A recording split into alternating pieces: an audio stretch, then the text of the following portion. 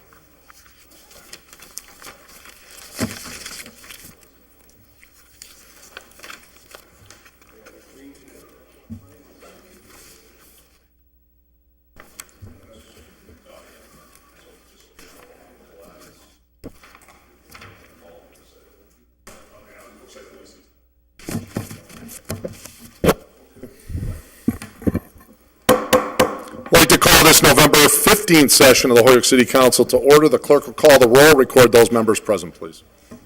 Bartley. Here. Bresnahan. Graney. Here. Jordan. Here. Leahy. Present. LeBron Martinez. Lisi. Lopez. Here. McGee. McGivern. Here. Roman. Here. Sullivan. Here. Tommen. Here. Bacon. Here. Valentin. Here.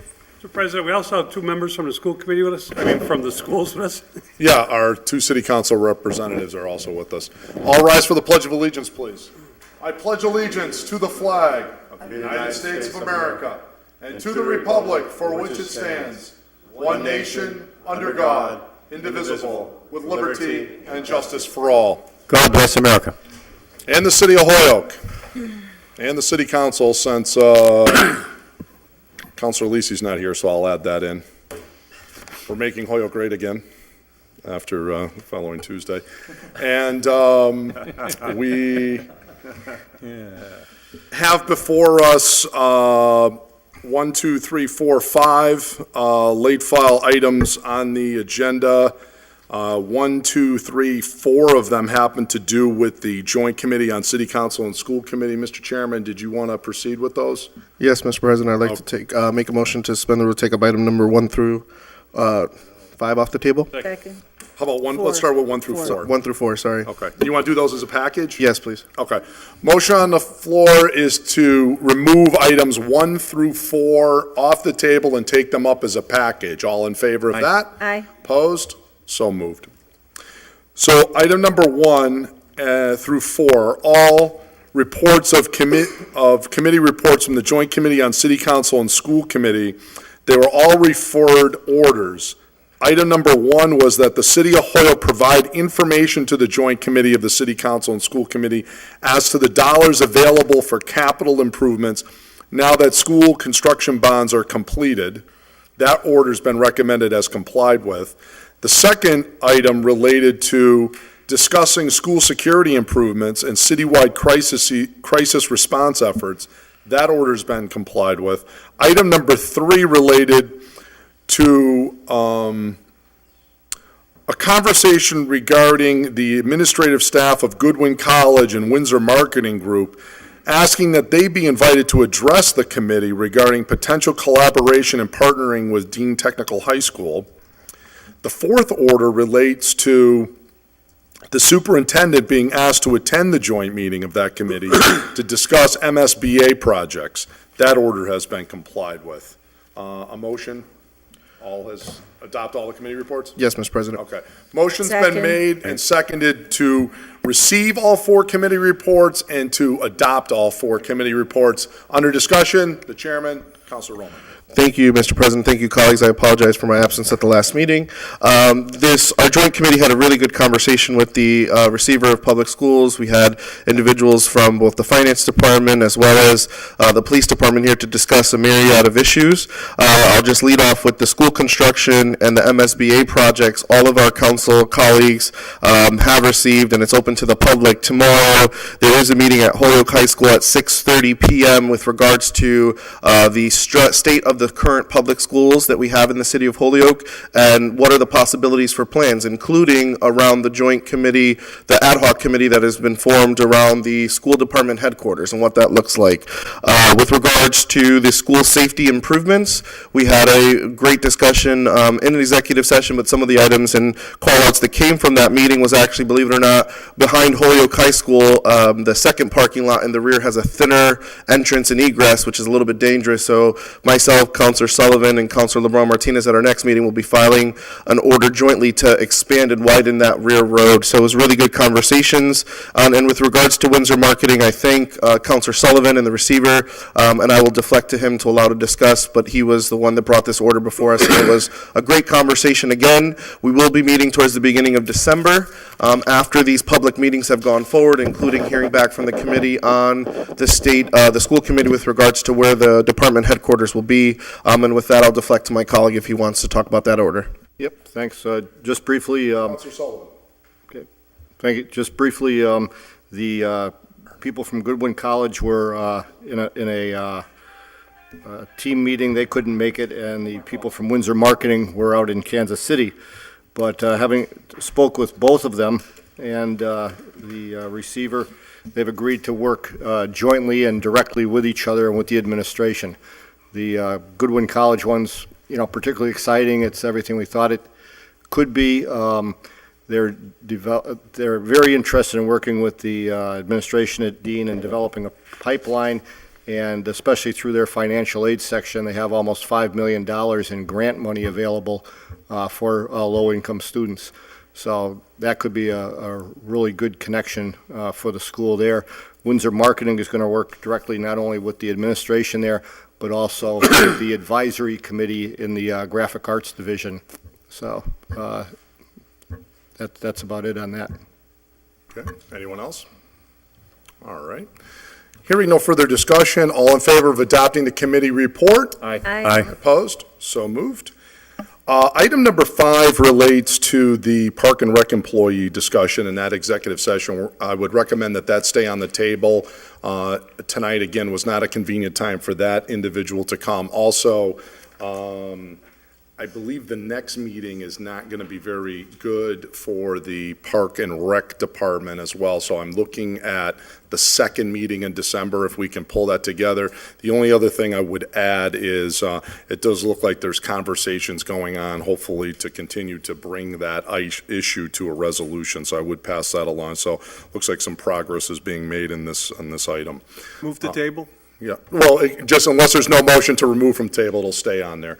So, okay, and not hearing that motion, we'll now move on to public comment. And we had 4 citizens sign up for public comment tonight. The first up is Daphne Board. Daphne hails from 197 Pine Street. Daphne, welcome. Hi, guys. I'm Daphne Board, 197 Pine Street. I just wanted to speak on the, I think it's 2 orders for the CPA setting up the Community Preservation Act committee. The Yes for a Better Holyoke campaign has decided that it wants to oppose the order number 33. Not in terms of setting up the committee, we're fine with that, but the idea that there would be a city councilor acting as chair of the committee and appointed to that committee. We feel that the 4 at-large seats on the committee should be for the public, for citizens to take if they wish. And I was happy to see the late filed order, I think by Councilor Leahy, that includes those 4 spots as representative of the general public. Thank you. Sure. All right. Let's see, excuse me. Next up is citizen David Goss, hailing from 20 Sydney Avenue. David, welcome. Thank you. Good evening, everybody. I'm here in favor of item number 33. Of course, a lot of us were opposed to the CPA. It passed, and we have to make the best of it now. I think we should have the council, the entire city represented in that way, because the 4 or 5 who are on there automatically are mayoral appointees, so we want people from the other side on there. I think as far as a counselor on it, I think that's a good idea. When we had back when we got to choose our superintendent on the screening committee, we'd have a school committee member on there, not necessarily as chair of the committee, but as a member, just so we had that closer link to the council. So again, I hope I'm in favor of number 33. Great, thank you, David. Next up is Juan Sanchez, citizen of Holyoke, hailing from 203 Pine Street. Juan, welcome. Good evening, everybody. How's everybody doing tonight? Doing Thank great. you for having me up. I'm here also to speak in favor of agenda item number 33 in regard to the Community Preservation Act. The reason I'm here to speak in favor of that act is for a few reasons. Number one, as David had responded before, 5 of those appointees are already coming from boards which are already appointed by the mayor. The way the Yes on 5 committee and the current CPA CPA people want to set it up, they want 2 more appointees by the mayor and 2 made by the city council, which I think will make for an unfair representation of who actually makes it on that committee in the long run, right? So I think by having the city council being able to choose those 4 open seats, it would allow for it to actually be an at-large representation. I have more faith in our city councilors who are voted by the people to pick actual representation of the community at large than I do by board appointees and/or citizens themselves who may have, ulterior motives as opposed to the city council who will be looking for the city at large's best interest. So once again, I'm in favor of order number 33. Thank you. Thank you very much, Juan. Good to hear from you. I'm sorry, did you have a question, Counselor? Yeah, I just wanted to make sure that I'm reading item number 33 correctly, and that it doesn't say that the city council will appoint the 4 seats, but the city council will take up one of the 4 seats. Let's take a look. 3 additional members will be appointed by the city council. With a 4th seat being reserved for the member of the city council. Right, but city council appointing the other 3. Bill. Yeah, I think the way the order reads is that the council would appoint 4 of the seats, only one of which would be a member of the council. Yeah. So 3 would be citizens, non-city councilors, but the council would appoint.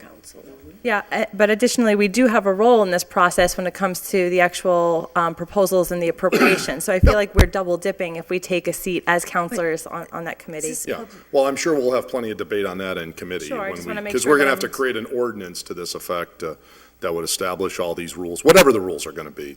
Certainly a majority of the council, or 2/3 of which, if it's vetoed. So, let us now move on to citizen Mike Siciliano, hailing from 283 Linden Street. Michael, welcome. Good to see you again. Thank you very much, everybody.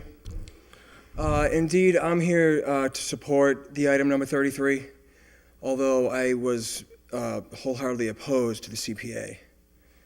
And so I want to just make that clear, that I was opposed to the CPA. And under the circumstances, I'd like to see more city council influence and control over the issue.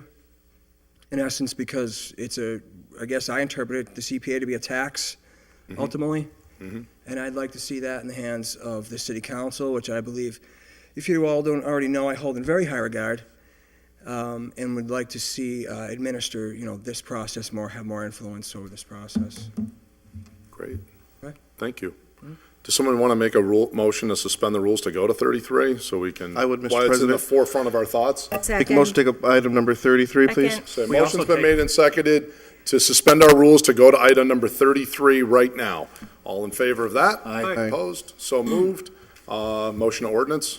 Yes, Mr. President. Okay, motion has been made. Is there a second? Second. To refer item number 33 to ordinance under discussion. Counselor Roman. Yes, Mr. President, thank you, council members, and thank you for the yes for Holyoke CPA Committee and the individuals who spoke this evening.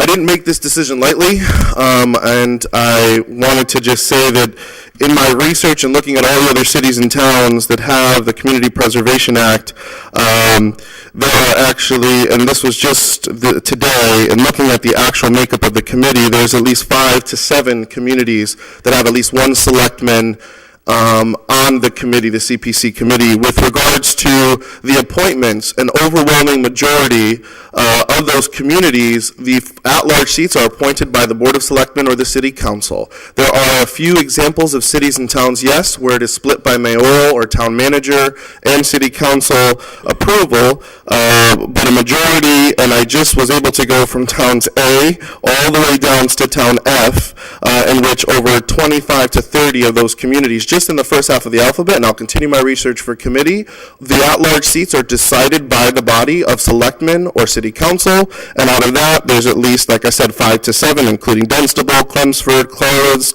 Canton, Bedford, I can't pronounce that, Bremen, and Acton, Mass, that all have a selectman as well as have the right to appoint the rest of those representatives. So this isn't unheard of. This isn't illegal or against the charter. The statutes only state that these 5 places will occur, and I believe that this is the part of democracy. I welcome Councilor Leahy's order as well to have both of these items in committee to discuss. I feel strongly that this body should have a seat at the table. Where I will like to offer, again, I think that time has passed, so procedurally, Mr. President, I apologize. I will be making an amendment or offering an amendment to remove the line that says that a city councilor should chair it. I believe that the body of that committee itself, and I do thank the committee members, including Daphne, for bringing that up, I believe that body should decide who their chairman is, but the rest of the makeup of the body, I think this is the most fair, and to the citizens of the city who have exactly expressed this is a tax, the council should be a part of that process from the beginning. Other communities that I thought were really interesting have included a member of the finance committee as a way, because it's a tax, to ensure that the finance committee is included, and they've also included the planning and economic development chair as a member of the committee. So there's many multiple ways, but the overwhelming prevailing way is that the at-large seats are appointed by the council, and that yes, there are examples and there are municipalities in Massachusetts that do have a selectman or city council position on it. Thank you. Councilor Graney. Yeah, quickly, as a member of the city council who is vehemently opposed to the CPA, and having sent 2 letters, one to the Holyoke Sun and one to the Springfield Republican, opposed to this particular thing that was never printed, I believe that the city council should at least have a say in the matter, so I'm going on record as in favor of Councilor Roman's proposal.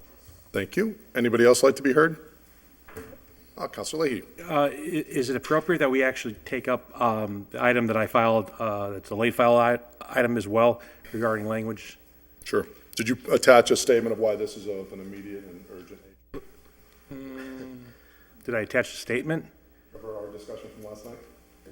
We didn't have that passed yet, did we? Actually, it's already the rule, but I'm only teasing. But if you recall, the current rule says a councilor will state above any late file order why this is of an immediate and urgent nature of the city council. But bring it up. And that I was asked to. It's if immediate. you recall from last night's meeting, I was asked to rigorously enforce that. It's immediate, I agree. It's immediate. All right, very good. All right. Suspend the vote. Item C. So we have to make sure the president doesn't debate, the president stands for everything. All right, let's go by the rules. I was asked to rigorously enforce this last night. Absolutely, I agree. Motion is also to suspend the rules to take up late file C as well, and to also have potentially final disposition on that. It's likely going to go to committee.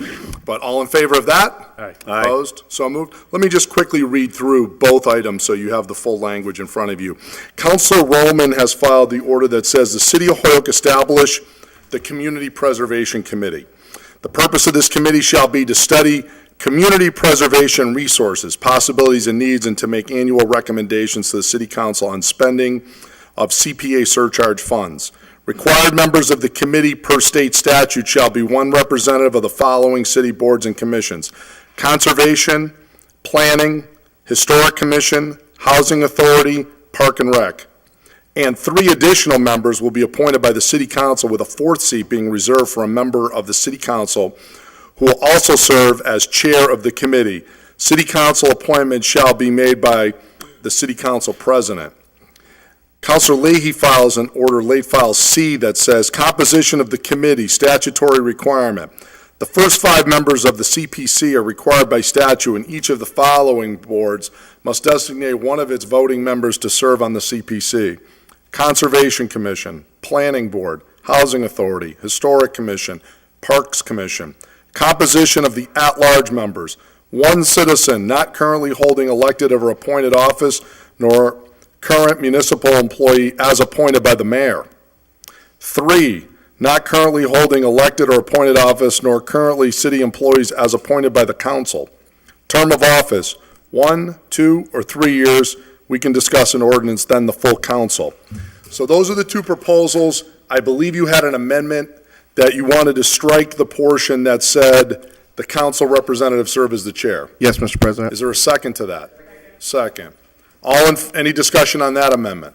All in favor? Aye. Opposed? So moved. So I'm just going to strike the portion that says, who will also serve as chair of the committee.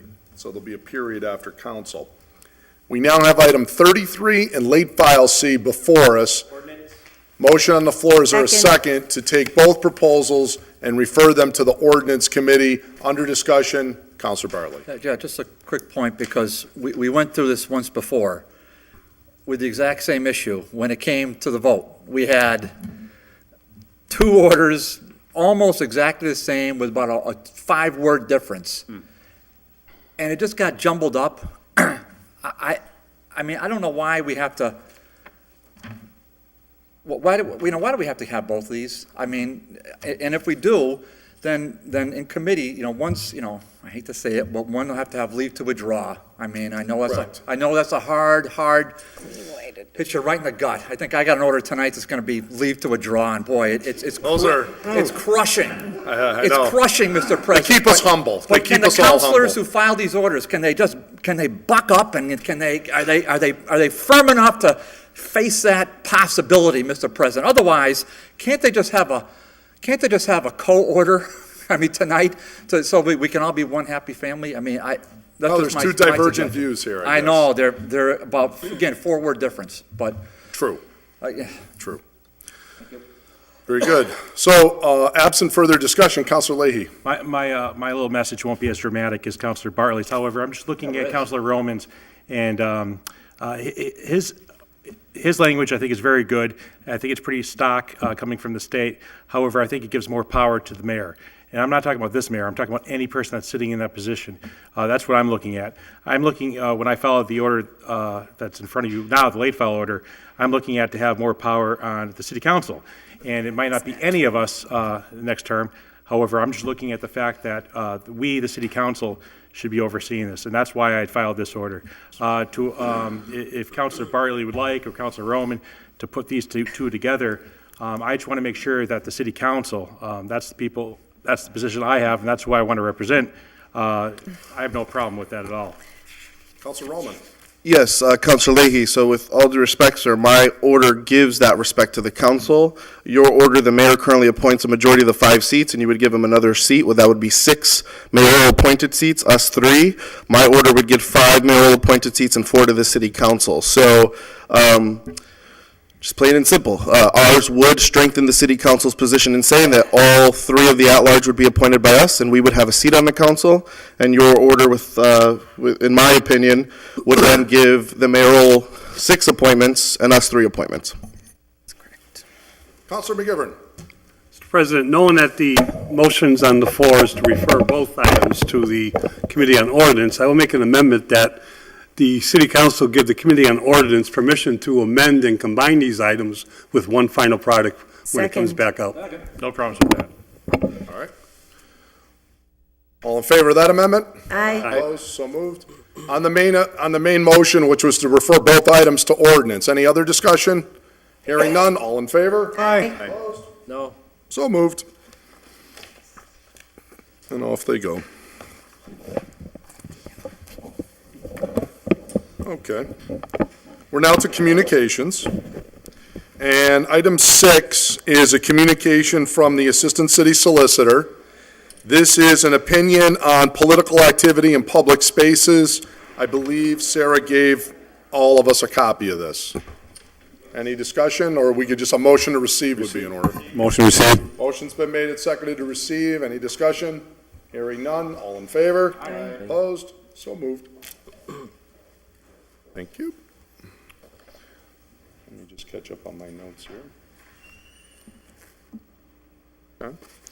Item number 7. Item number 7 is from the city clerk, as well as our administrative assistant. It's the minutes of our special meeting of November 1st. Motion to receive and approve would be in order. Receive and approve. Okay, is there a second? All right. Second. Any discussion? Hearing none, all in favor? Aye. Opposed? So moved. Thank you. Item number 8 is the monthly budget reports. These come to us by way of the city auditor. This is for the month closing September 30th, 2016. Receive and send to finance. Okay, motion's been made and seconded to receive and refer to the Finance Committee. Any discussion? Hearing none, all in favor? Aye. Opposed? So moved. Motion to suspend the rules and take items 9 through 13 as a package. Second. Motion's been made and seconded to suspend the rules to take up items 9 through 13 as a package. All in favor of that? Aye. Opposed? So moved. The Park and Rec Commission minutes of September 27th, 2016 is item number 9. Item number 10 is the Board of Fire Commission minutes of October 12th. Item number 11 is the Board of Public Work minutes of September 26th. Item number 12 is the Sewer Commission minutes of September 26th. And item number 13 is the Stormwater Authority minutes of September 26th. Is there a motion to receive all of these? Motion received. Okay, is there a second? Okay, motion's been made and seconded to receive all of these. Any discussion? Hearing none. All in favor? Aye. Aye. Opposed? So moved. President's report. Okay, so what I wanted to just briefly go over was we're going to have some charter and rule stuff tonight, and I want to thank the chairman for having that meeting. It looks like we're going to have another meeting in another month or so that's appreciated. Couple of these I wanted to comment on for you, just as a friendly reminder. I was asked to remind counselors that the meetings start at 7 o'clock, and to the best of our human ability, we're going to try and really start that 7 o'clock sharp. We're going to ask folks if you could come 10 or 15 minutes early. It's just a friendly reminder. So I think you're going to hear a little bit about that momentarily. Late files.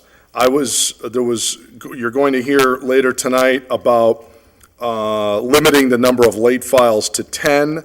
Also that the council president have greater discretion on what constitutes an emergency and what requires urgent action under the rules. This implicates, I believe it's Rule 33 that speaks to late file orders. So just want to remind folks, it is supposed to be of an urgent and or emergency matter. So just keep that in mind. And I will be looking to police the 10 items. And this is going to go for mayor's items, everybody else's items. The goal is to have these, if it's really not of this category, to put it onto the next agenda.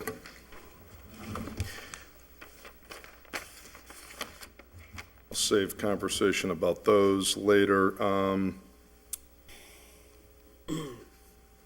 That about sums it up. Those are the two big points I wanted to hit home. Was there anything else? I think that covers it, other than to say, I believe pretty soon we're going to be having some recommendations coming. I did have a conversation with the school superintendent regarding soon some reports coming our way about the central office and schools. And he did reach out to me, he did show me a plan, and I believe that's going to be making its way very soon to you for your consideration, and get an update very, very soon. The other thing is, I have yet to hear about our free cash being certified. I have yet to hear about us being able to set the tax rates. I'm a little hoping that this is moving along pretty quickly. If you'll note, Chicopee has already had their free cash certified. They've actually already set their tax rates for this fiscal year. We have done neither of which of those things. So hopefully that's coming pretty soon. Unless we had a communication, I have yet to receive the auditor candidates. I mentioned that before. We requested that list from personnel. Did you receive anything from personnel on auditor? So in the last 2 weeks, we're told that there are candidates, but I've yet to receive the list. So that's the latest on my end. I will say, I believe the other thing is I've been in conversation with the clerk regarding our holiday party. That's going to be coming up, we believe at this point, in probably mid-December. So I did want to put that out. So I'm going to run some dates by you pretty soon on that as well. So that's what I had. Anything, Councilor Leahy? Yeah, thank you. Since we're honored to have the two school representatives, I'm just wondering if we can open up the floor if they want to give us any updates on their prospective schools. Okay, all right. Just 1 second, gentlemen, and then we'll turn it over to you. Okay, you'll defer? Okay.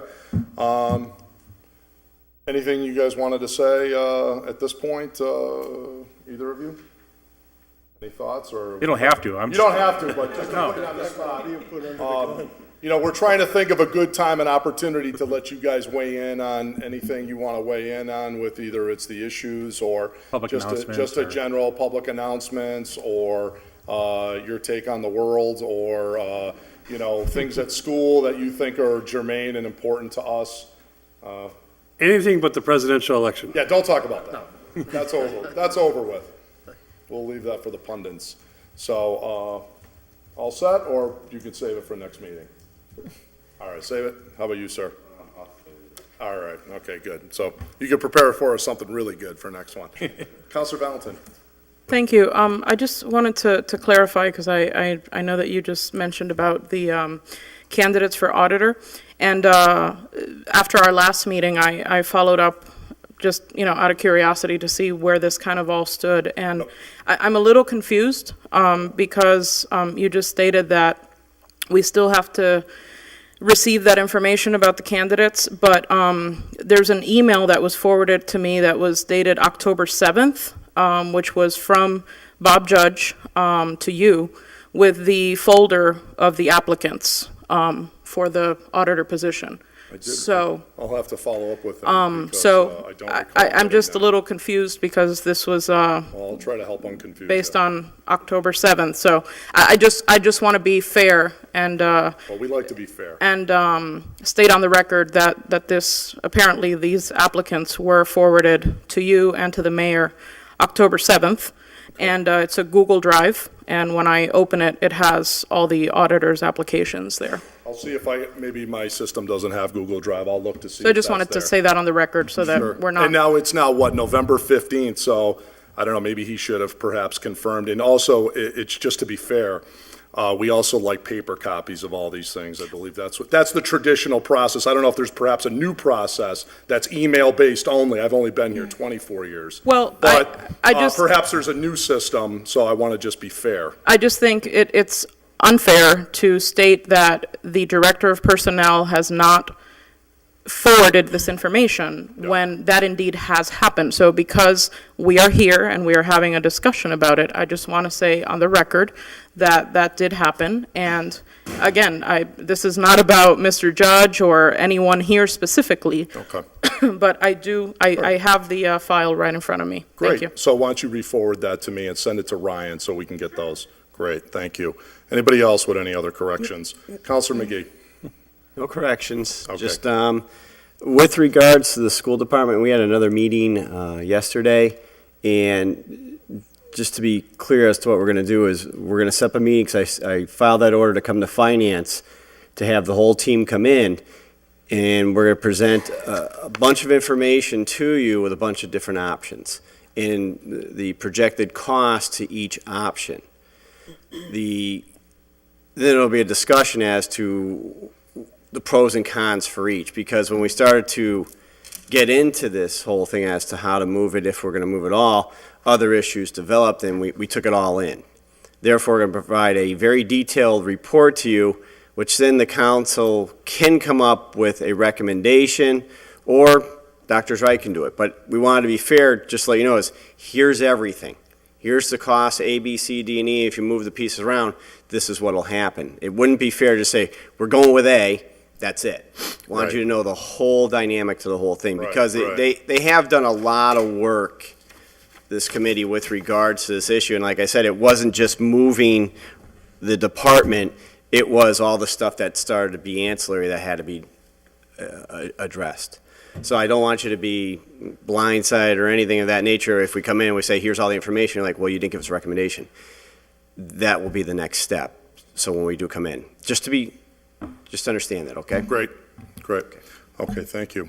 Yeah, and I think he's going to give us exactly weigh the different options and such, yep. Great.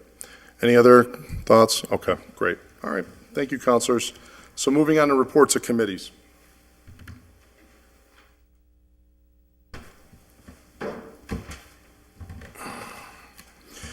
We have one ordinance committee report for this particular meeting. That's marked item number 14A. The Committee on Ordinance, to whom was referred an order that the city place a loading zone sign in front of 845 Main Street for business owner Diomedes Chavez, who is having difficulty locating parking for a delivery truck. Have considered the same, recommend that the order be adopted as amended, placing the sign across the street. This has been requested to be approved by Councilors Vacan, Jordan, and Lopez. Motion to receive and adopt the committee report. Okay, motion's been made and seconded to receive and adopt the committee report. Under discussion, Councilor Vacan. I believe this came up tonight simply because we were waiting for measurements. This looks like an ordinance change, just so you know, so we'll probably have to do first reading on this. Motion to pass the first reading. Okay, motion's been made. Is there a second? Second. To pass the first reading? Could you just continuing, Councilor, under discussion? Sure, and I think we were just waiting for measurements to be sure that the space could be accommodated there, and so it's coming up now because it was ready. Okay, great. Any other discussion? Hearing none, all in favor? Aye. Opposed? So moved. Motion to pass the second reading. Motion's been made and seconded to pass the second reading. Any discussion? Hearing none, all in favor? Aye. Opposed? So moved. And motion that the passage be ordained. Okay, motion's been made and seconded that the passage be ordained. There is no further discussion. The clerk will call the roll. A yes vote is in favor of the ordinance change, and no vote is to deny. Bacon? Yes. Valentin? Yes. Bartley? Yes. Graney? Yes. Jordan? Yes. Leahy? Yes. Lisi? Yes. Lopez? Yes. McGee? Yes. McGivern? Yes. Roman? Yes. Sullivan? Yes. Tomlin? Yes. Unanimous. By your vote, you've approved the ordinance change. One other item I wanted to mention tonight is Councilors Bresnahan and LeBron Martinez did call to say they were feeling under the weather. So they do give their best wishes, but unfortunately, we're not able to attend tonight. So I did want to just mention that they both did call. Okay, so item 14A is adopted. There were no Finance, Public Safety, Public Service, or DG&R committee reports for this particular meeting. And we now have Charter and Rules committee reports. Item number 19A.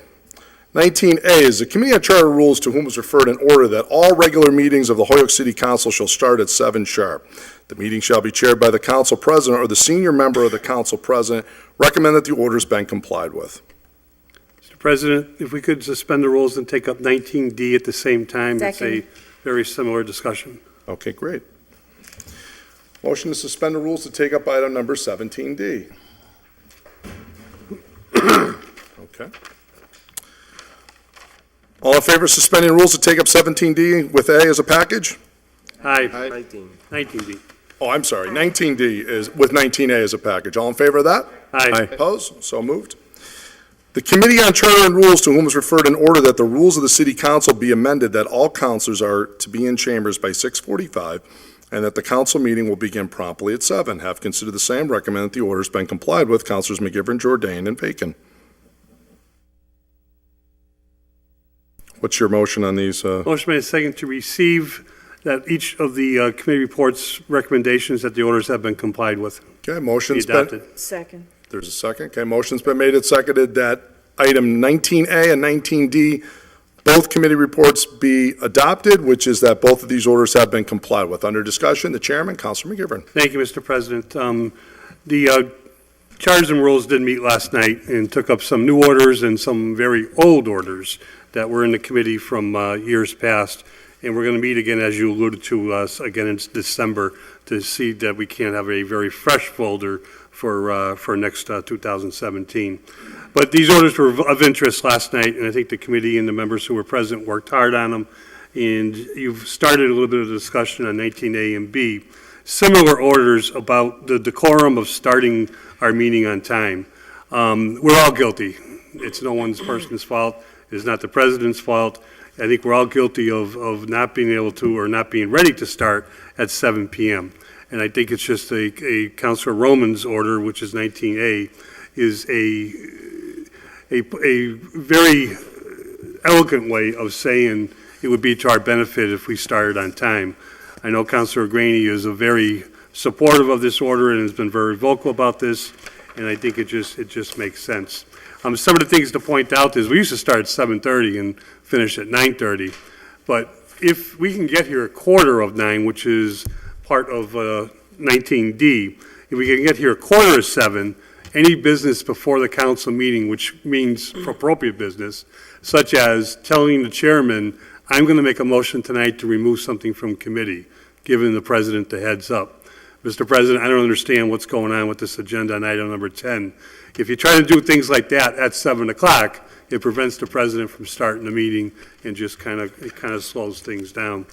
The committee agreed that both of the issues are important. The 6:45, I think, is just, there were 4 of us here at 6:45 this evening.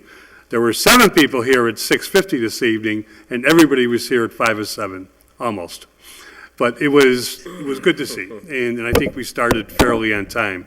Last night, a 6:15 meeting started at 6:16, and we got it done fairly quickly. But that's the gist of the order. I certainly be open for questions or discussion. Great. Any other discussion? Hearing none, all in favor? Aye. Opposed? So moved. 19B. 19B is a report from the Committee on Charter and Rules, to whom was referred an order that the late file orders of the City Council be limited to 10. If a late file order is deemed an emergency, replace any order on the late file docket that is not an emergency in nature. The item replaced shall be placed on the next full council agenda of the City Council. Have considered this the same, recommend that the order be adopted as amended, stating late file orders shall not exceed 10 orders. The council president shall have the discretion on what orders constitute an emergency and what orders require urgent action. This has been recommended for approval by Councilors McGivern, Jordan, and Vacan. Make a motion to receive and adopt as amended. A motion's been made and seconded to receive and adopt as amended. Under discussion, Councilor McGivern. Thank you, Mr. President. The committee had a very healthy discussion on this item. It was introduced by Councilor Graney. I think any of us who have been around have known that over the years, we've often had this discussion of how to control late filed, how to avoid late filed, I think is a better way to put it. The idea is that one of our new good representatives of the youth sitting next to me tonight, when we took up item C, was looking all around trying to figure out what was going on, and I explained to him what a late filed order is. It's essentially something that comes in after as we know, the filing for the agenda, the deadline. The problem is when it's abused, and also it's a problem when it's time consuming for reasons that don't have to be. So Councilor Graney's order was pretty straightforward about let's limit it to 10 items. Let's give the president some control. We talked about that for about 15, 20 minutes last night. The actual wording that changed a little bit of what Councilor Graney was proposing or added to it was what the council president just read, in that it shall not exceed 10 with the council president's discretion on what is emergency and what is not. Now, if that scares anybody, don't let it scare you, because I think there's a lot of things that are of an emergency nature that if the council president says it's not, we as a body can still overrule that. But what we want that to happen is not at the end of the meeting, but before the end of the meeting. So as to, if we're filing late file orders during the meeting, they're going to have to be taken up on the fly. But the city clerk tells us, how many late filed orders came in since Friday afternoon when the deadline, I think it's 1 o'clock or for most Fridays, Friday afternoon, Monday, Tuesday morning. And those are the ones that we should know before we start the meeting. And if it works out good, the president will iron out the true emergencies and present them to us. And the non-emergencies can get on the next agenda. So the committee is recommending for your discussion that we do adopt this with the amendment. Mr. President, it used to be Rule 33, but our late filed order became Rule 44 the last time we modified the late filed order rule, and that was at your suggestion, and that's what the rule that we've been going by now for, I believe, a good 3 or 4 years. Okay. And that's, it's a lengthy rule, but it does make sense. It's a lot better than the old way when Counselor Tomlin used to be, late running with the mail, and all his orders were late filed, so we'd be here to midnight just taking up his agenda. Just kidding, Peter. But I think it's up for discussion. We all want to do something different. If there's any suggestions other than what's before you, we'd be glad to listen. Okay, great. Counselor Lisi. Thank you. I have, I like the idea of limiting the number of late items that we take up each night, but I think that's really incumbent upon ourselves as a body to respect our rules. And I'm just kind of confused as to why things that are coming in on a Friday afternoon after the deadline, or even on a Monday, are even making it onto the late filed agenda. They should just go automatically onto the next agenda unless there's an explicit ask that it be listed as a late file. I don't think that our late file orders, I do admit that they have gotten to be lengthy at times, but I don't believe that it's because each of these counselors is asking for them to be late filed. They've been coming in on a Friday afternoon or a Monday, and that's before our meeting, and so they're going on as late files, but I don't think that they need to go on as late files. They could just automatically go on to the next agenda. I'd rather not play games with what constitutes an emergency, and what if there's a really crowded, I don't know. I just don't want to make arbitrary decisions about what constitutes an emergency, and we should just be getting things filed onto the next agenda if they're coming in late, unless there's an explicit ask that it be filed as a late file. Mr. President? Right. The only thing I'll say is I totally agree with what you're saying. I think if I understand what I'm hearing, and having, not that I've spoken to the clerk recently, but not too long distance ago, is most people are asking that these items are going on late file, but to your point, they're not explaining why it should be of an urgent, because you're right, the rule is now, those should be, a lot of that stuff could definitely be going to the next meeting. It doesn't have to be coming in. There are times where it should, there is a legitimate late file, if it is something that, that has to be. But right, unless you really give a reason, it really, as you point out, should be going to the next meeting. So I think that if that wasn't really enforced, and I think we need to do a better job of enforcing that, then I don't think you'd have the 10-item problem that some like, I don't know if we're exceeding 10 tonight, but it hasn't really gone over 10 recently. But as you know, it has been a problem in the past. So, Councilor Graney? Yeah, just quickly, I just don't think it's incumbent upon this committee to be acting on things that they haven't read before the meeting. And we're getting some late file orders that are coming in where we have not had time to do the research, we have not had time to make the phone calls, do the discussion with people who are involved with some of these late file orders, and that is a definite thing that we should have to do before we vote on something. And also for the, certainly a lot of my colleagues, the senior citizens at home, when your meeting becomes drawn out and more lengthy, they have a tendency that they can't watch the full meeting and they would like to see the full meeting. And these meetings are set on the first Tuesday and the third Tuesday of the month, so they're not looking for the recap or the restructure or the rebroadcast of these meetings. They put aside their Tuesday night on the night of our meetings so that they can see these things. And I think we should streamline these meetings. And this is just one method under the discretion of the president, which gives us plenty of leeway and gives him an emergency provisions that he can always bring something up if it needs to be brought up late file. And I think that we should limit ourselves to 10, and I think this is an order that we should look at very carefully and support. Thank you very much. To further augment what you're saying, too, we also have in the rule, we're not supposed to be taking up final action on items unless 2/3 of the council agrees. You're only supposed to be going to committee as well. That's in the rule. Councilor Vacan. Thank you, Mr. President. I just would like to note and ask for support for this from my colleagues. There were two important points raised, and Councilor Graney touched on one. We have the open meeting law, and that is so people know what's happening at a meeting. When things come in late file and they're only read over the microphone, it's rapid, people can't hear it, and they never see it in print because it never shows on our agenda, other than to appear on a committee agenda later on. So I think in the spirit of the open meeting law, it's much, much more transparent to have these items printed on our council agenda. Personally, I have a particular concern. We had some very big money items coming in as late file orders. The budget process is no surprise to us in City Hall and at the City Council, and these things should be orderly, they should be public, and they should be published, in my view. And that's one of the reasons why I'm strongly supportive of this.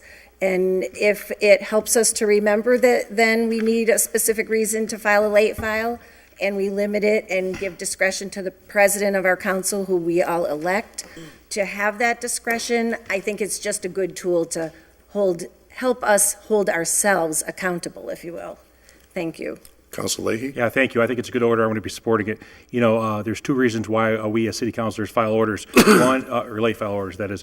One is after Friday, the deadline, throughout the weekend, we either get a phone call or we see something that needs to be changed. We want to file an order. The second thing is, and I don't think that this council, these last 2 years has been guilty of this, but in years past, and I can cite several examples, it's been used very strategically, so it would stay out of the paper. So nothing was written down. And so people would have to be pushed to vote on something, the following Tuesday night. I saw it multiple times when we're voting on the dam and that sort of thing. People were using, or the CSO was very strategic. I don't think it's been happening these last 2 years, but I think it's a good order. I'm going to support it. Thank you. Councilor McGee? Just for clarification, it says, in order that the late file orders of the city council be limited to 10 items, is that just city council members filing late files or any department filing a late file? Anybody. All right, just want to make sure 10 that total. that's on the record. So anyone, it's not just us. Right. Okay. That's right. Anybody. Councilor Lisi? I just wanted to say that I wholeheartedly agree with a lot of the comments that I heard here this evening. I just don't think that the order is going to really, if we're still limiting it to 10 items, we're not going to eliminate the late file and the transparency problem there. The other thing I want to speak to is that the late files do show up on our meeting minutes. And then finally, no, that's it. Just those two things. I don't think limiting it to 10 is going to solve the transparency problem because we're still allowing for 10 late filed orders. Okay. Councilor McGivern? We did talk about the point that Councilor McGee made 2 seconds ago about the separating some of the communications and separating some of the things that come in. If you look at late filed orders, perception is a big part about this, and the perception is wrong no matter what it is that's late filed, because it's hard to track by the public. It's hard to track by anyone who's paying attention, and a lot of people do pay attention. But a lot of late filed orders are counselors, ward counselors who got a phone call over the weekend. I have a dead tree in my tree belt. I have a big problem with the sidewalk in front of me. It's not the counselor's problem or fault that they just got word of it in between that deadline period. I consider those urgent orders that, should get in, or at least get into committee so we can take care of them or have the appropriate department take care of them quickly. They don't really require our vote, but they require our special attention to get a department to take care of a dead tree, trim a branch, do something with the sidewalk. So I think those things are going to always happen. It's the true emergencies that what we're talking about, and they happen, and they will occur probably only 2 or 3 times a year of a real nature where the school department gets a grant and the grant's deadline is within the next meeting at the city council, before the next meeting that the city council has. And they will come down here by our demand and give us the full presentation of that grant. And then if we wish, we can vote on it. Or emergencies, come in other forms. What's not an emergency is when the auditor and mayor files 7 orders under the chairman of the finance committee's name of appropriations or grants after the deadline. That's just wrong. There's no excuse that there's 7 orders that didn't make the deadline. I don't care what you say.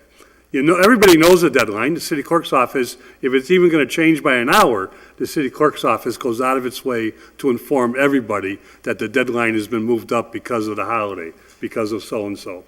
And those are the things, if we don't crack down, are not going to stop. And that's why I've never supported, I've always supported it one at a time. We'll take care of business at the end of the meeting. But as Councilor Lisi made the right point, we should be policing ourselves. The mayor and the auditor and the other department heads should be policing themselves. It's not happening.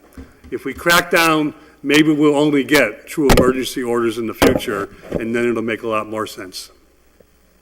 Very good. Councilor Lopez. I just want to make an amendment to the committee report. Okay. I would like to make an amendment that we do not allow any late file orders, and if we have to suspend the rules, we can do that and allow, it will be a lot easier. So just no late files? No late file orders. Second. Okay. Motion's been made and seconded to change the rules so that we have no late file orders. Any discussion? Okay. Councilor McGivern.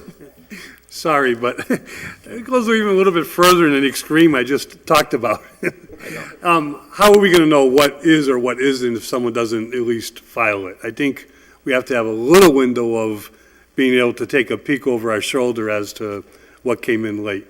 And, you know, even if it means, you know, stopping in the city clerk's office on Tuesday afternoon or something, or giving them a call to see what's going on. But if we say no late filed orders, everything that comes in is just going to go to the next agenda. And I just think I think we should try it this far, and if it doesn't work, we'll go further. Just my opinion. The only thing I would also just add, you know, sometimes we have like these totally non-controversial things like proclamations. Like there's an event coming up, but if we don't pass it tonight, we can't give the proclamations because the event's already over with, right? Like you're going to see there may be 1 or 2 of those tonight. Like the event's already gone by the time of the next meeting. So, you know, somebody gets an award, we find out now, but you got to get it in. Or it's out. So sometimes, you know, exceptions. Sometimes it's like anything else, you know, there's discretion. Okay, so motion, an amendment was made and seconded. So unless there's further discussion, we'll take a vote on the amendment. Okay, hearing no other discussion. All in favor of the amendment to amend it to say no late file orders? All in favor? Aye. Opposed? No. Okay, that amendment fails. So we're back to the original committee report, which is the 10 and the other language about the president having discretion regarding what constitutes an emergency. And if it's really not of an emergency or urgent nature, pushing it back to the next meeting's agenda. Councilor Sullivan, I believe you'd like to be heard. Yeah, I'd like to make an amendment to this also to reduce the number from 10 to 5. 5, okay. Motion's been made and seconded to amend 10 to the number 5. And any discussion on that? Councilor McGivern. We talked about this a lot last night, so it's not just my thought, but I think a lot of people said different things that we were on the same page as we were discussing this. 10 is because, as Councilor McGee pointed out, this is not just orders. It's communications, it's invitations, it's, you know, not just department heads, it's people at large will send us an invitation or an announcement. It's everything included that goes on the agenda. A lot of the late file stuff is not even need a final vote from us, but it's an item. So if we're going to include everything as a late filed item, 5 will be taken up by the auditor every meeting. And they'll file, you know, those things will be filed on Friday afternoon at 1:05. Am I right, Irma? So I appreciate, you know, 10 being 5, but I think if everything is going to be counted, it makes more sense to stay with 10. Mr. President. Councilor Graney. Yeah, what the order wants to do is to kind of let us take a look at what we're doing here, to police ourselves, to put a limitation on it of 10. If in fact we don't, or this doesn't work, then we can go to 5, or we can go to something. But this is a starting point. Okay, there are fallback positions and there are other positions and everything else. Let's just do something to put a limit on it so that we can conduct the business of the city council, get it over with so the people at home can see it, and move on. Thank you very much. Okay. Counselor Lisi. Thank you. I just want to say that, I'm happy to vote for this evening if that's like the direction that we're heading in. But I would like to make an appeal to the clerk's office, and Irma, you're sitting in as our clerk this evening, that I remember when I started, we had to explicitly state that this is please file this as a late file order, as opposed to automatically, because I do think that oftentimes things are automatically going on as late files if they just happen to be filed in between the deadline and our next meeting. So I think if we're going to do something on our end, I would also like to ask the clerk's office to meet us halfway on that. That's a good suggestion. Unless people are specifically asking for it to be late file, it should be on the next agenda. That's a very good point. I think the other thing I can do is under this now, if I have more discretion to police this and really enforce this, if it looks to me like it's really not urgent, I'll do my best, like before the meeting or during the meeting, say to somebody, does this stop sign being moved from here to here, could that wait 2 more weeks, or such and such and such and such, is that really necessary? In an informal way, So we'll just give that some thought. But Councilor Bacon? Thank you. And I believe in the rules to the clerk's office through the president, it also states that the late filer is supposed to explain why. It does say that. Just request that it be a late file, but explain why it needs to be. That is in the rule, yeah. Okay. All right, so on the floor is an amendment to change it to 5. That's been offered by Councilor Sullivan. All in favor of that? Opposed? No. Okay. So the original committee report stands at this point, which is limit to 10, and also that the council president have discretion on what orders constitute an emergency and what orders require an urgent action. Obviously, there being the intent that if it lacks both of those, that it's going to the next meeting. Okay? So, unless anybody else has anything last to add, on the motion, all in favor? Aye. Aye. Opposed? So moved. 19B adopted. 19C. Committee on Charter and Rules, to whom is referred an order that the Holyoke City Council official resolution to include the name of a counselor who was the lead author. Have considered the same, recommend that the order be adopted as amended, stating that the president and/or other maker of the order and all counselors in favor be included on the proclamation. Motion is that this was adopted as the committee report. Counselors McGivern, Jordan, and Bacon. I receive and adopt. Okay, motion's been made and seconded to receive and adopt the committee report. Under discussion, Counselor McGivern. Thank you, Mr. President. This order was filed by Councilor Leahy, received by the City Council in May of 2015. What happened in 2015 and 14 in Charter and Rules, I don't know. We found, and I want to thank our administrative assistant because some of these, I had pointed out that the original jacket is somewhere. And I'm still working on getting some of the original orders that we haven't seen. These are the majority of the ones that we did find back into that jacket. So if anybody knows of anything they think is missing, please let us know and we can trace it through the city clerk's office agenda, through our minutes and so forth. But this order did came to our attention, to my attention not too long ago, and I believe it's a good order. It's something we talked about in the past, and I think the committee, everybody had a good idea last night. Proclamations are wonderful. I think the way we do them are great. I think when we bring people into these chambers, it's good for, not just good for us, but I think it's good for the people who deserve and receive proclamations, and I think it's nice for the public at large, the citizens at large, to be able to watch and listen and meet people, so to speak, as they receive a little recognition. But great order by Councilor Leahy. The President read the final recommendation, makes sense. The President, of course, the maker or introduced the author of the order of of the order itself to issue the proclamation, and then anybody who's in favor of it to be able to sign off. The city clerk over the years has always signed it. We know that part of that is because it's the seal of the city clerk to make it an official proclamation. And I think Councilor Leahy pointed out that other cities do it in a different way with a different seal of the council itself. But with that, Mr. President, I certainly would answer any questions, but I think Councilor Leahy is on top of this one. As he is on all of his orders. Thank you, sir. My pleasure. Anybody else? Well, me.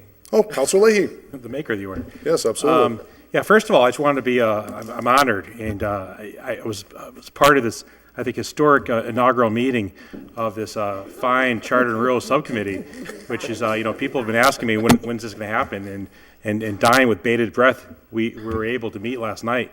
I can't wait to the first annual next year.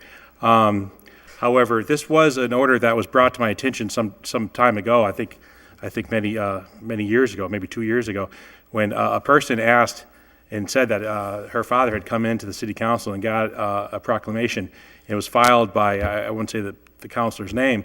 However, looking at it now, it was the president and it was the city clerk who had signed off on it, and it wasn't me.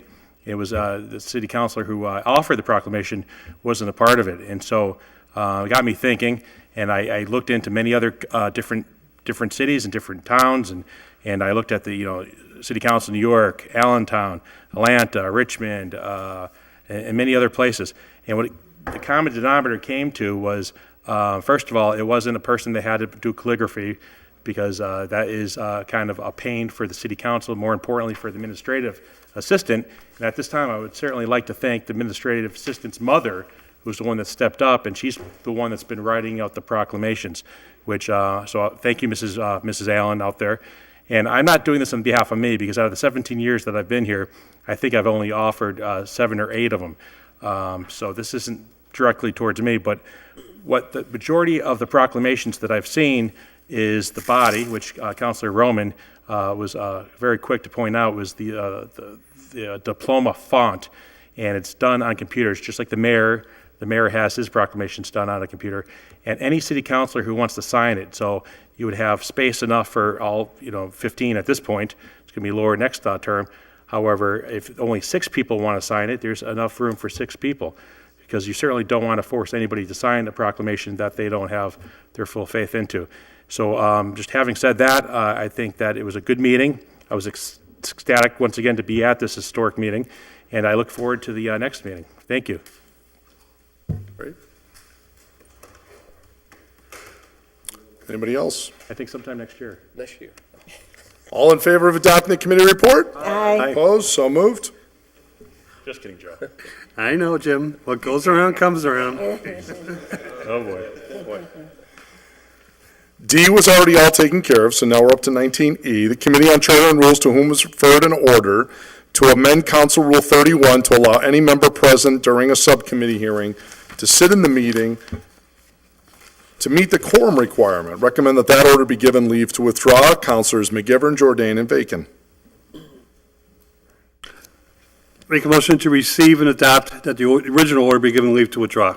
Motion's been made and second to receive and adopt the committee report and give this item leave to withdraw. Under discussion, Councilor McGivern.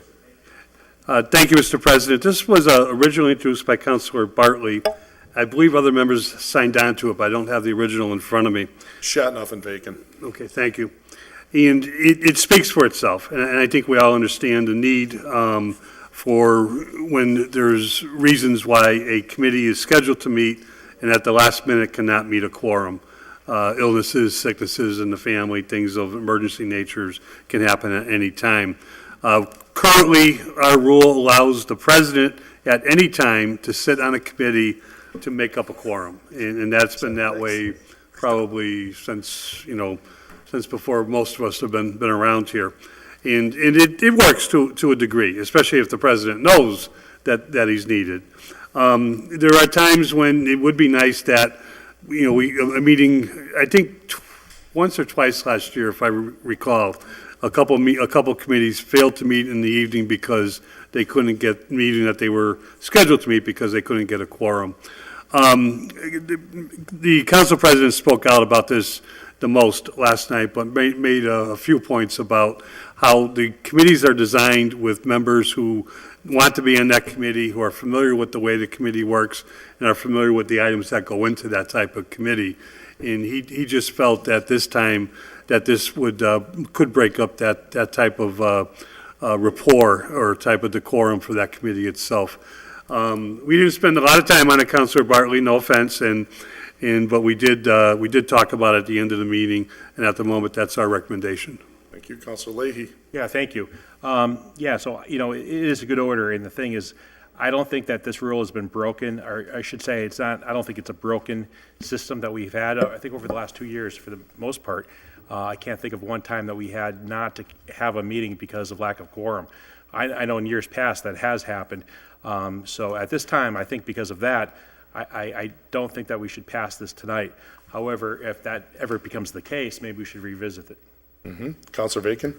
Thank you, Mr. President. As one of the original co-signers, I believe there was a certain level of frustration at the time. I think this is one of the orders that had been there for a while, but I do think we have had a much greater degree of achievement of a quorum at the meetings, and so I didn't feel that we needed to take that action at this time.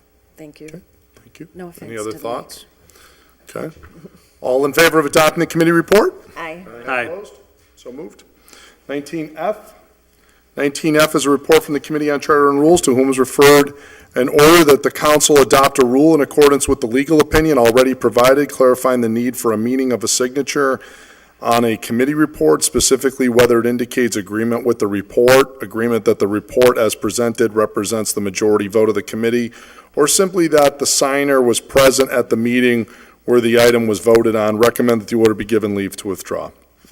Motion to receive and adopt, given the order, leave to withdraw. Second. Motion's been made and seconded to receive and adopt the committee report. Under discussion, Councilor McGivern. This was originally introduced by Councilor Gordon Alexander sometime in 2014 or 15, and as chairman of the committee, he never took it up. I'm not sure why. But I know, and I remember talking to him when he first introduced it about the reasoning is because there was at one point, and sometimes still is, confusion about what it means to sign a committee report when you're a member of the committee. I think we tried to simplify it last night and try to come up with something that just makes a little bit more common sense without going into a lot of legal detail into what it means. But if you're on a committee and the majority of the committee makes a recommendation, up or down or whatever they just discussed, you sign it, and that's the recommendation that is written on that jacket.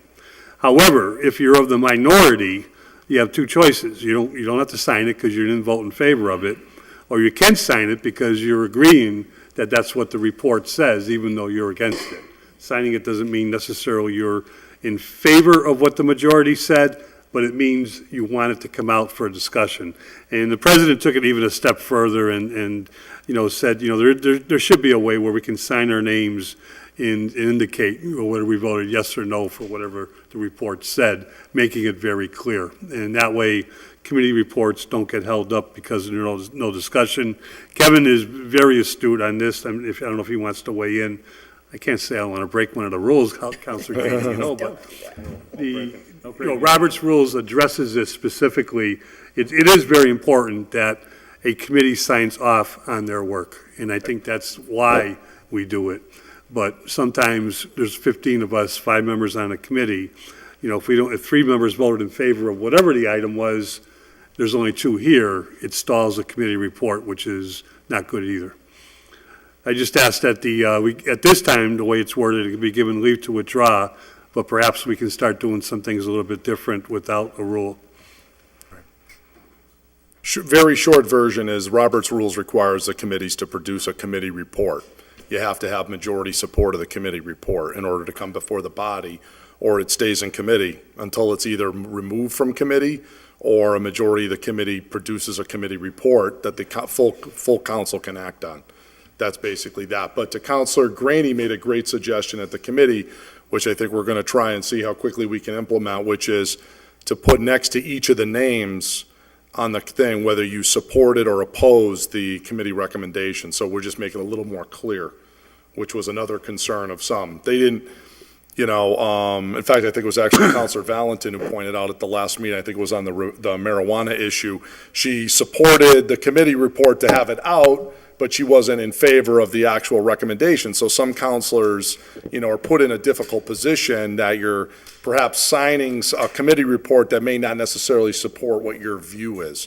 So that it makes it a little bit of a challenge, but recognizing Counselor Greenie. Yeah, and I think that, once again, promotes more transparency for, this body, so that the public out there knows how we voted on certain issues. Even though the committee, obviously, the committee rules, but if you have a dissenting vote, I think that your dissent should be registered. Thank you.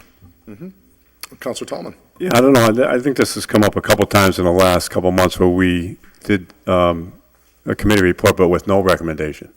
So we all sign that, right? We let the council vote on something. So that comes up at times, too. At least there's a committee report. The committee, saying that no recommendation by the committee. Finance has actually done that a few times where, the committee just said, look, we took it up. We're not saying adopt it. We're not saying not adopt it, but we're reporting it out To the full. to the full council with no recommendation. Just here it is. And that's perfectly fine. That's a committee report, You can do that. Counselor McGivern. A committee report with no recommendation is like a jury deliberating that are deadlocked. It still has to get done and get back to the judge and has to get back to the city council. Councilor Bacon made one scenario that doesn't happen often but can happen, is everything you knew on Tuesday night when the committee reported, you were in favor of recommending and in favor of what the item was. By next Tuesday, something new came to your attention, completely changed your mind. Now what do you do? And I think in most cases, if something new came to your attention that the committee didn't deliberate, you put it back in committee. Or you table it so we can all deliberate, or at least get the new information before we make up our final decision. But that was one of the scenarios that no one has a real answer for, but you just got to play them one at a time. Any other discussion? Hearing none, all in favor of adopting the committee report? Aye. Opposed? So moved. There were no joint city Mr. councils. President, real quick. Yes, sir. There was one item that we did not take up. I did not put on the agenda. Councilor Sullivan filed, because it's going to take a meeting of its own. It involves sewer and water department being merged. Not really charter or rules. Those are special acts for each of those bodies, but the council put it in charters and rules for, if nothing else, to initiate a discussion and to see if we wanted to go somewhere. So that will be not in the annual meeting next year, Councilor Leahy, but that will be taken up shortly. As I indicated, and I think I've located the long-lost Ark in the tablet itself, and I think I'm going to have the original jacket, by December. Oh. Wow, Yay. congratulations. But Councilor, our administrative assistant, Ryan, is still searching, the archives for any rules or anything that he can find of the orders that were in the jacket at one time.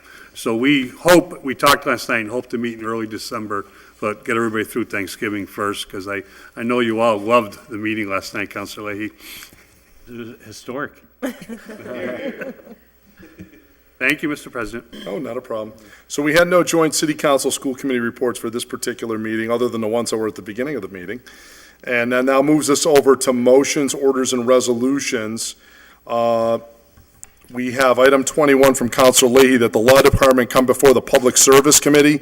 Since the passage of recreational marijuana,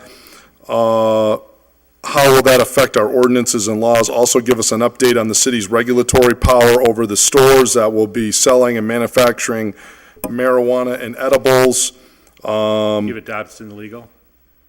I was thinking, just as a friendly recommendation, that all these orders go to ordinance with a copy to the Law Department. You okay with that? Absolutely. All right, because we're going to have to amend our ordinances. Absolutely. Yep. Okay, so motion on the floor is to send 21 to ordinance with a copy to the Law Department. Any discussion? Hearing none, all in favor? Aye. Opposed, so moved. 22 from Councilor Leahy, that the city create an ordinance on recreational marijuana regarding the taxation of the products that will be manufactured and/or sold. Ordinance? Yep. Second. Second, motion's There's a been made. package if you'd like. Yeah. Yeah. Motion's been made and seconded to receive and refer 22 to ordinance. All in favor? Aye. Opposed? So moved. 23, the chief of police come before public safety to brief the council on how police officers are trained on detecting and handling the operation of under the influence of marijuana. Well, send it to the police department and copy To public safety? public safety. Okay. Motion's received, refer the order to public safety with a copy to the police department. Any discussion? All in favor of that? Opposed? So moved.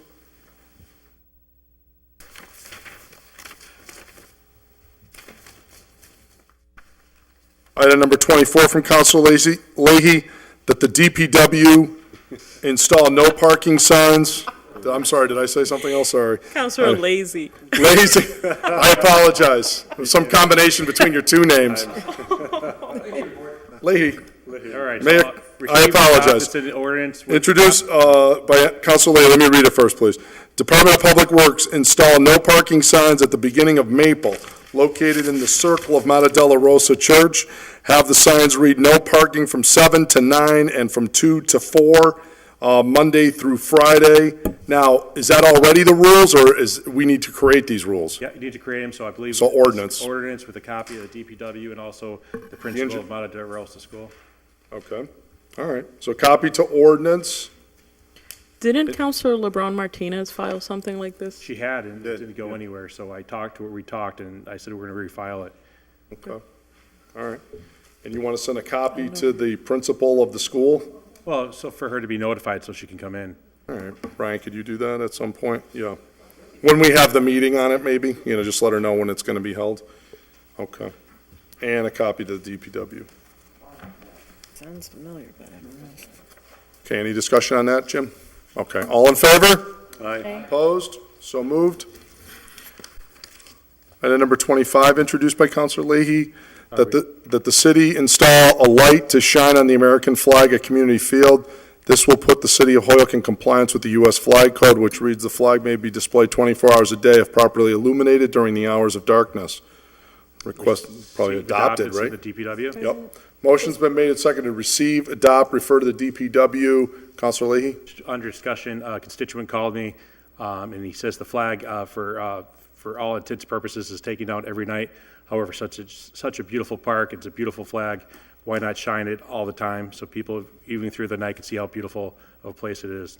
Okay. Very good. Councilor Bacon? If the maker of the order is willing to accept a friendly amendment to add the library where the flag is left up without a light all night, Absolutely. I would be grateful. Okay. Make that, I'll second it.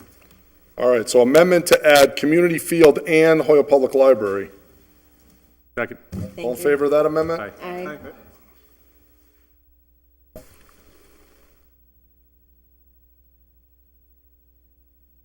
Jim, just so you know, yours basically says, if they have it up at night, put a light on it, but it really doesn't say, keep it up all night, like, which it sounds like that's what you Yeah, want. so should I make it? I think you should add, and request that they have a light to shine on it all night, and put the flag up Yeah, all good night. call. Okay. So I make a motion, we say exactly what you just said? Yeah. Second. So add a sentence at the end, request that the DPW or Parks Department have the flag installed 24 hours a day. Perfect. Okay? With the light.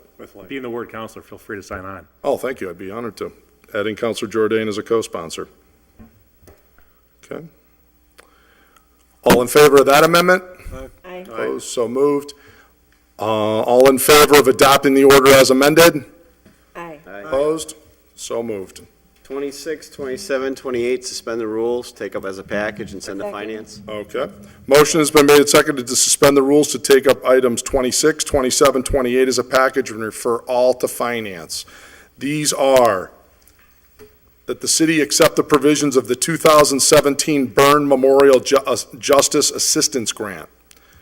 Item number 27, that the city accept the provisions of the 2017 State 911 Training Grant.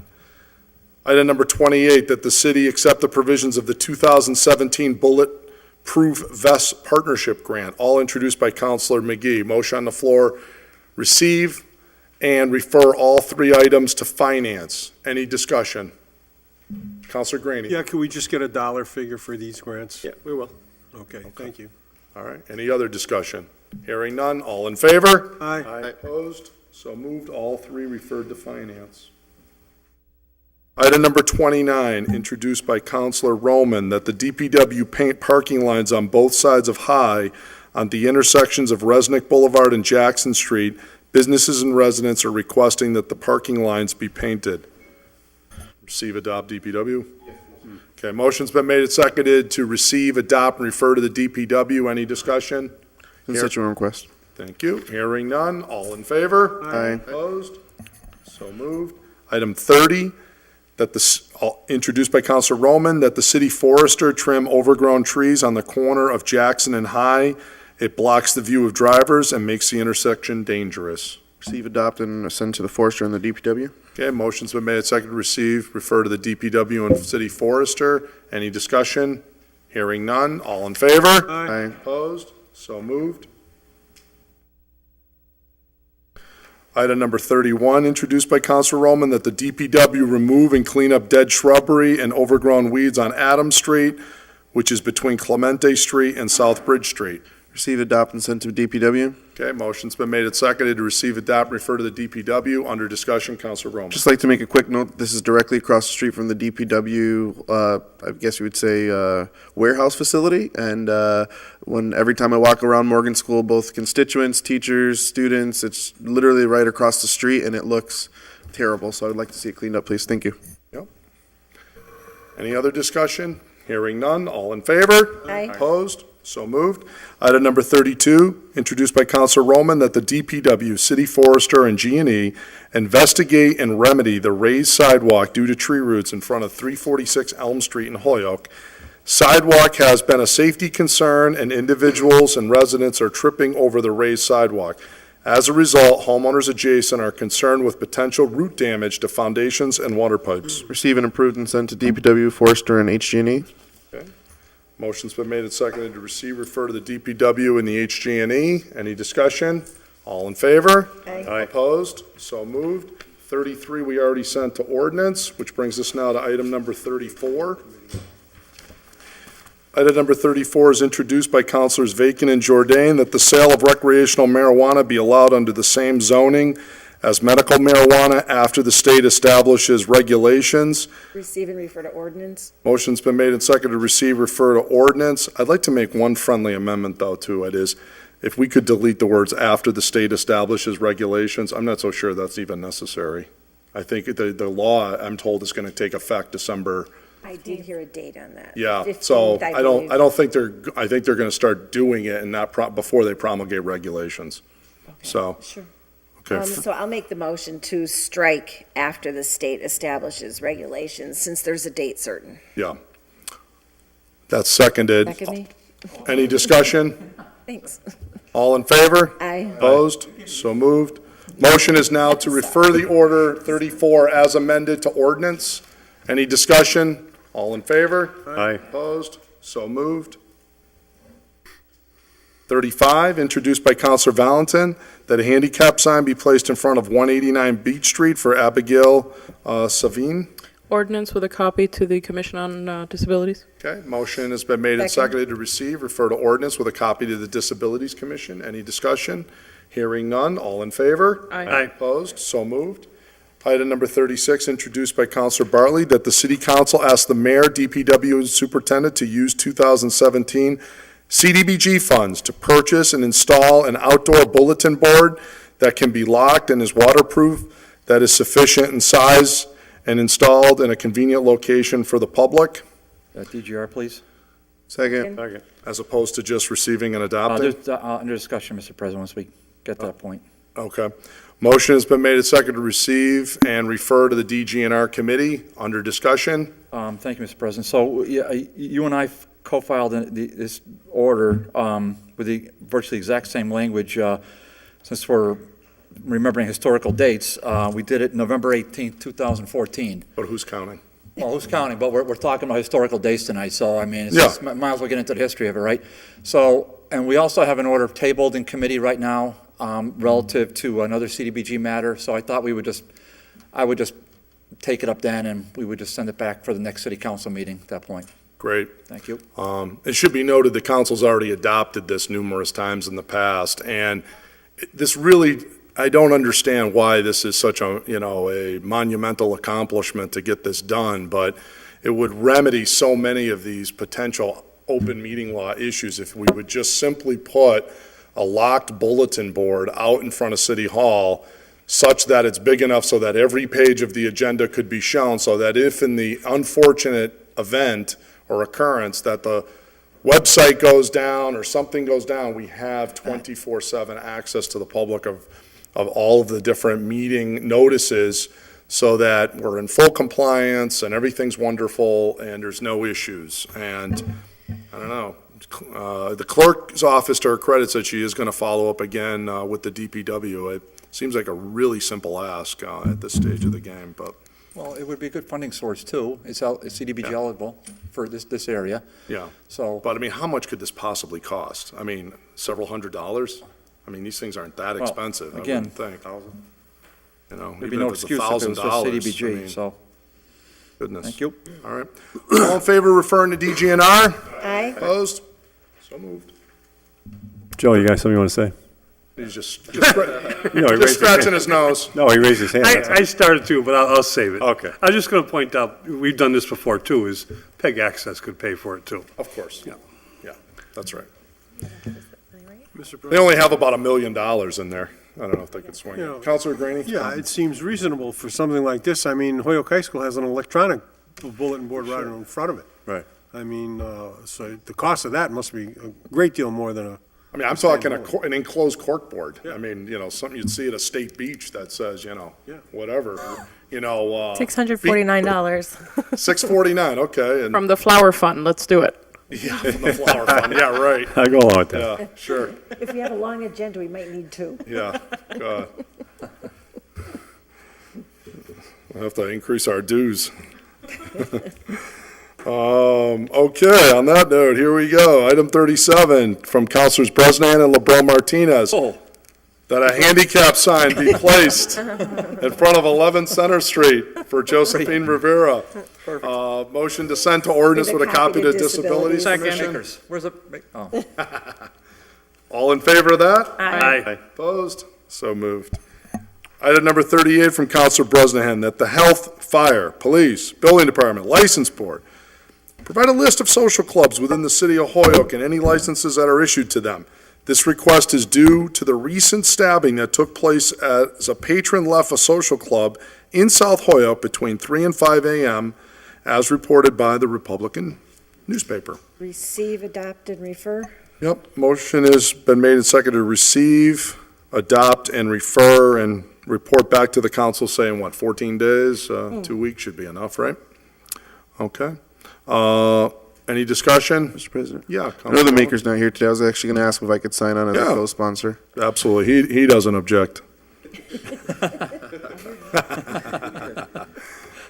All in favor of that? Aye. So you Okay. get for All being in favor of sick, Russ. adopting the order, adding Counselor Roman's name and getting this done and returned with a friendly amendment to have this returned around in 14 days? Second. All in favor of that? Aye. Opposed? So moved. 39. From Councilors Bresnahan and Jordan. Personnel Director attend the next public service meeting to review and discuss the applicants for city auditor, and we now know those are floating around, right, Counselor Valentin? Those have been Yes. turned in, so we'll get that figured out, whether I missed something or it didn't come through or whatever, but I asked Ryan, let's get that done. So for our next public service meeting, we will figure all that out. Receive and refer to for the public auditor. service. Okay, motion's been made and seconded to send over to public service. Counselor Tomlin. Yeah, I just want to state, I know this doesn't happen too often, but Counselor Valentin seems to keep tabs on things like this a lot. She brings up stuff and things that happen. I really appreciate her doing that and bringing that forward because, some of us aren't that savvy with their phones or their computers, but, sometimes we get things and we lose them or we just go over them, we delete them and boom, they're gone. But, bringing that up, I think that is really important and I really want to commend you on that. Yeah.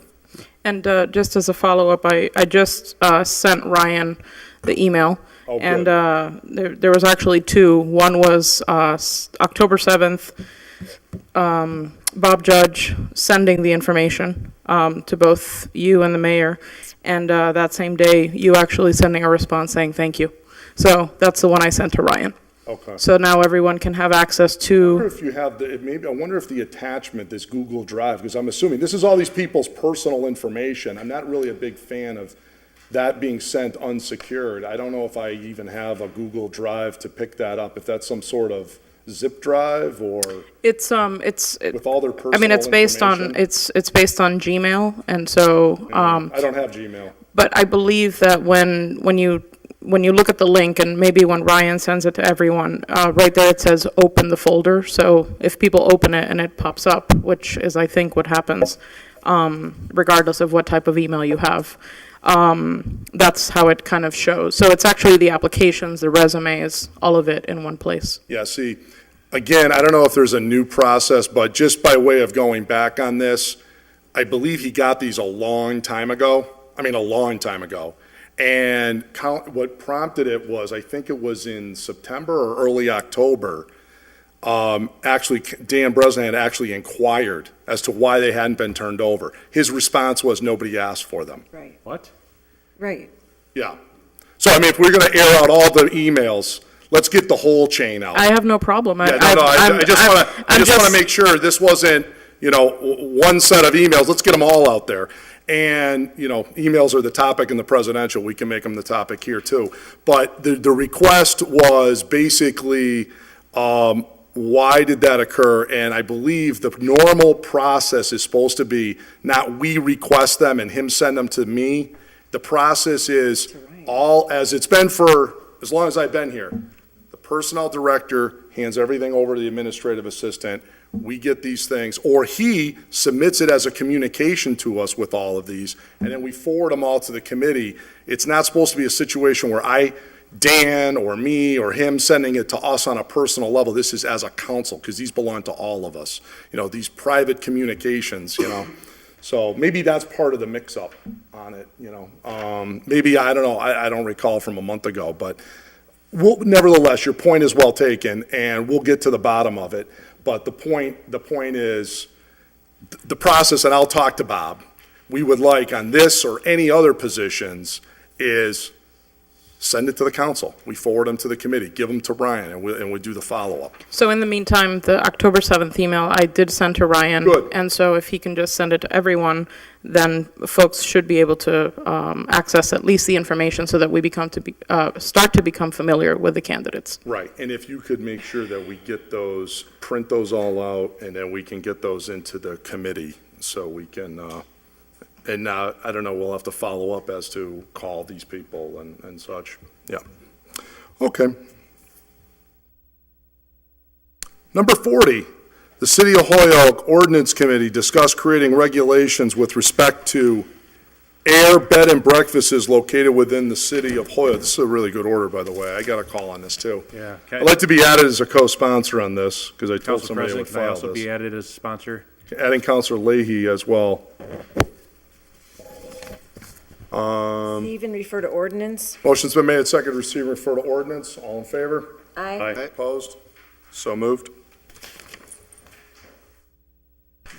All right, so this was adopted. This is public service. This is ordinance. Okay. 41. City engineer and DPW have the word school that is painted in the street in front of 76 Maple Street get repainted as it's fading. Receive, Receive and adopt, and adopt. refer to DPW? Motion's been made, second, receive, adopt, refer to the DPW. Any discussion? All in favor of that? Aye. Opposed? So moved. Okay. We're into the late file section. Motion to adjourn. John, second. Let's take a look. We have 4, of which we already took care of 1. Here we go. Late file A, introduced by Counselor McGee. The DPW installs school blinking speed limit at the corner of Dartmouth and Jefferson, and on Jefferson down to Ian White School.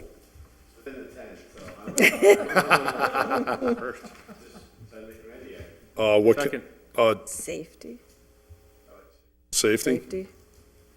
Okay. Motion's been made and seconded to receive, refer to Public Safety. All in favor? Opposed? So moved. Late file B, introduced by Councilor Roman. City Council established local ordinances regarding the regulation and taxation of recreational marijuana, including establishing a local tax on marijuana sales of 2%, the amount allowed by law. Ordinance. Motion's been made and seconded to receive, refer to ordinance. All in favor of that? Aye. Opposed? So moved. Late file D, introduced by Councilor Jordan, that the City Council grant a proclamation to the Pee Wee and Senior Division winners of the Suburban Amateur Football League. Buddy, you know. And congratulations of their respective Super Bowl victories. The Super Bowl champs were Holyoke Youth Football. So they have a banquet coming up on the 5th of December before our next meeting. So I would ask that we suspend the rules to adopt this, and we'll give them each a proclamation. Mr. President, do we have a list of the parents for this? Yeah, it will be with particular joy that I give one of them. We also include the cheerleaders as well? That's a good one, yeah, perhaps, yeah, sure, why not? That would be good. Since your daughter's one of them. I have two daughters that are cheerleaders. Sure. So, all in favor of suspending rules to act on this tonight? All in favor? Aye. Opposed, so moved. Motion is to adopt. Counselor McGivern. Could we also include the announcer of the game to give us a recap? No, because he's paid, remember? Oh, he's not a volunteer? No. The youth ones are volunteer. The booth, But, it's the high school ones that he gets paid for. yeah. That's right. The, well, the Super Bowls were held at East Long Meadow, and Pee Wee's defeated Westfield for Holyoke Pee Wee division defeated Westfield Pee Wee for the Super Bowl title. This is a big deal, guys. This is all of Hampden and Hampshire County, so it's really big, and we play in the top division.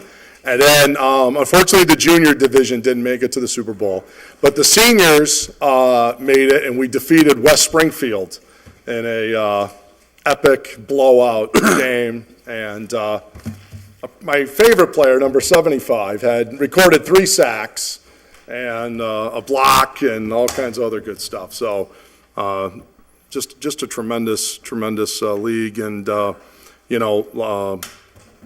just tremendous coaches. Everybody's great. They just do such a fantastic job. And I heard he's a New York Giants fan, too. not me, but yeah. But some of the coaches may be. So, all in favor of adopting? Aye. Opposed? So moved. Motion has been made and seconded to adjourn. All in favor of that? Aye. Opposed? So moved.